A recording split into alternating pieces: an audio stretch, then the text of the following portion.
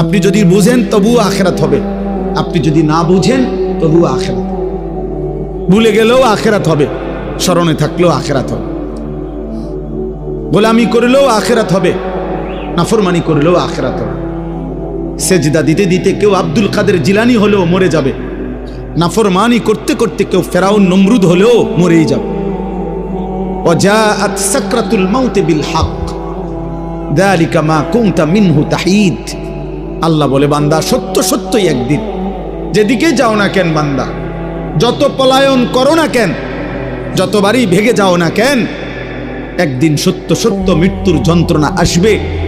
আর মৃত্যুর যন্ত্রণা সাকরাতুল মাউত আল্লাহ কোরআনে ব্যবহার করছেন, তাফসীরের মধ্যে আছে, কারো মৃত্যুর যন্ত্রণা যখন শুরু হয়, যদি সে বিগত 900 বছর পৃথিবীতে হায়াত পেয়ে থাকে আর 900 বছর আল্লাহর নাফরমানি করে থাকে, কিন্তু 900 বছরে কোনোদিন 1 সেকেন্ডের জন্য কোনো রকমের দুঃখ কষ্ট বেদনা, এক ফোঁটা চোখের পানি পড়ে নাই, একটা সুইয়ের কাঁটার আঘাত লাগে নাই, পুরাপুরি 900 বছর যেই নাফরমান সুখ আর আনন্দ আহ্লাদে এই দুনিয়া কাটাইছে, খোদার কসম তাফসিরে লিখছে, মৃত্যু যন্ত্রণার প্রথম সেকেন্ডে, 1 সেকেন্ডে আজরাইল জান কবজের আগ মুহূর্তে, মৃত্যু যন্ত্রণার প্রথম মুহূর্তেই 900 বছরের সুখ আর আনন্দ নাফরমান ভুলে যাবে,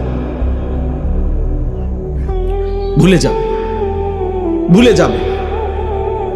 পরবর্তী সেকেন্ড যদি তাকে জিজ্ঞেস করা হয়, হে আল্লাহর বান্দা, বিগত দুনিয়াটা তো তুমি খুব আরাম এবং আয়েশে কাটাইছিলা, খোদার কসম তখন ওই নাফরমান বলবে, মাওলা সুখ কি জিনিস আমি তার জীবনে কোনোদিন দেখি নাই, অথচ সে সুখেই ছিল। হাদিসের মধ্যে আছে, আল্লাহর নবী সাল্লাল্লাহু আলাইহি সাল্লাম বলছেন, হাসরের ময়দানে প্রত্যেক নাফরমানকে, পাপীদেরকে, দুনিয়া যারা আনন্দ উল্লাস আর ফুর্তি আর হারাম মজা নিয়া ভোগ করছে, আল্লাহ তাআলা ফেরেশতাদেরকে বলবে, পরে জাহান্নামের বাহির দিয়া একটা বার ঘুরাইয়া জাহান্নামের দরজা বরাবর 1 মিনিট বা 10টা সেকেন্ড দরজার বরাবর দাঁড় করাইয়া এরপরে আমার কাছে নিয়ে আসো। বিশুদ্ধ হাদিস।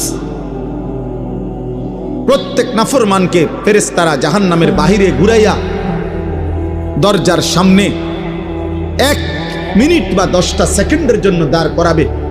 জাহান্নামের একটা আগুনের বাতাস তার বুকটা বরাবর একটা ধাক্কা দিবে বাতাস।